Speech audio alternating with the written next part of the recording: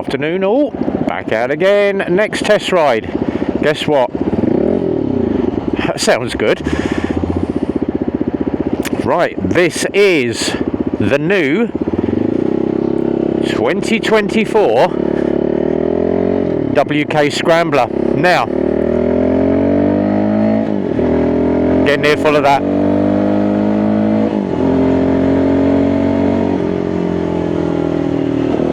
And that's with the baffle in. Yes, you can take the baffles out of these. Love it. Question being, is the 2024 Scrambler better than the old WK Scrambler? Hell yes. Love this bike, absolutely. This is my new top favourite 125 bike. I love this to pieces. It rides like my Triumph Explorer. It sits up high, there's loads of leg room on it, and the best bit is when you put your feet down you can just about touch the floor. If you're a short rider, you are not fitting on a WK Scrambler. I am a 32-inch leg, and I will show you in a minute when we pull up. Let's go down through the box. Gearbox on this is so fluid. Now, I've got my feet near enough to the floor. Look, I can just about touch the floor on a 32-inch leg. No, the suspension can't be altered, and you will find on a camber that is a little bit high. So I'm literally just about flat-footed, and I'm dead straight right up against the front of the tank. Got a bit of bounce on it, up and down, but what a bike. Same clocks as you had on the old Scrambler, with your fuel, your gear indicator, your miles an hour in the middle, rev counter around the top, all the standard controls, horn indicator, lights, and start button and hazard switch. There is no kill button on this. Nice little round mirrors, and you get a great view to the rear, so it does pick up on vehicles behind you. But the brap off of this compared to the old Scrambler. Now this is the one that we took out when we did the test ride, so it was already prepped, but it still has to come in, have its PDIs, have a QC, have everything checked over. It's had one test ride already with me that we did the walk around video on, so this is the final test ride. We've got 8 miles on the bike, I've got 2 to do, and that exhaust is so loud for a 125, hence the reason why we are heading down to RB Bridge. It's not a bridge, it's my concert hall, as I call it. I love to rev bomb under that bridge because the acoustics under there are great. We did it on the Tiger the other night. Just brought it down just to see what it sounds like under the bridge. God, it sounds good. But this deep exhaust tone, it lets cars know that you are there. Now it has got these dual sport tyres, the knobblies. They are very similar in tread pattern to my Dunlop Trail Maxes that I've got.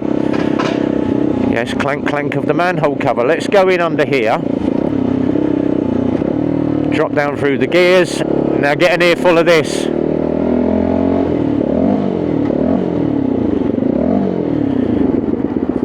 Doesn't that sound absolutely brilliant?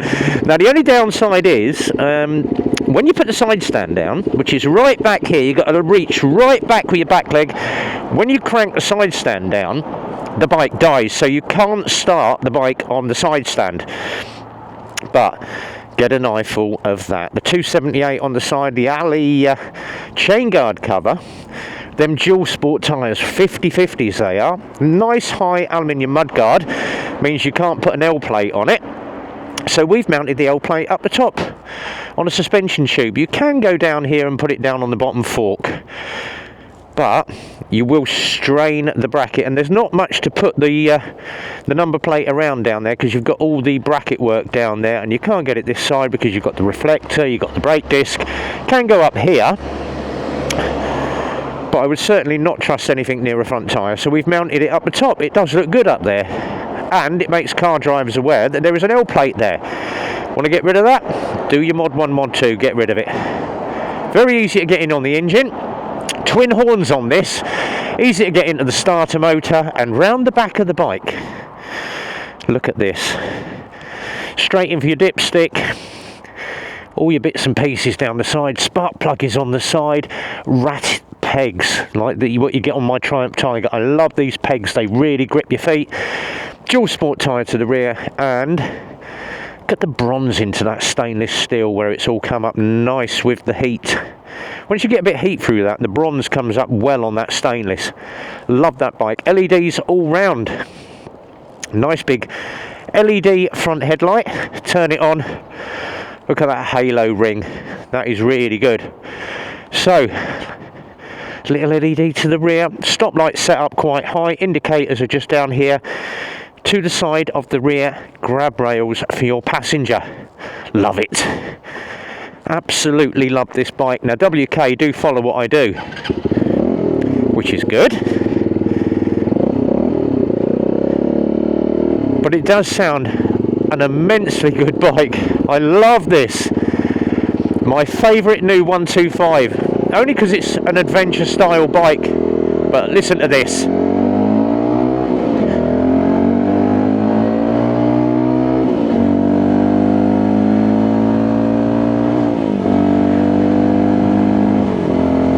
Five-speed box, but God, what an exhaust tone, and that is with a baffle in. You just imagine undoing that little bolt at the back and whopping that baffle out. People are going to know that you are coming down the road. Love it, absolutely love it. WK, my favourite new bike, and seeing as these are priced at around about, I think, £1,999 for a 125, £2,000 for a 125. Love it.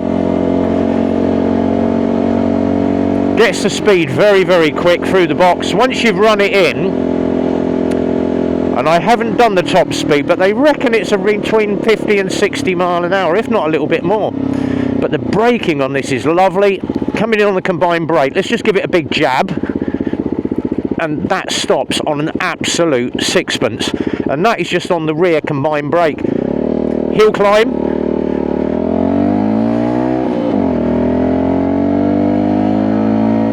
no wheelies off top of the bridge, please. No, I have done that on the Tiger. Come up there a little bit high and pick the front wheel up. I'm not doing it on a customer's 125. Over the speed bumps, perfect. That suspension is to die for. It is so good, and I can't explain how good the suspension feels, but let's just put it over a speed bump. Look at that, it just bounces in on the front brake, boom, pull yourself down, job done. Brilliant. WK, another perfect 10 out of 10 bike. Love this. So we're back in the garage on this noisy bike. Whatever you're doing, have yourself a good one, guys. Be well, ride safe, enjoy the weekend, and from RB as always, it's a big goodbye from me.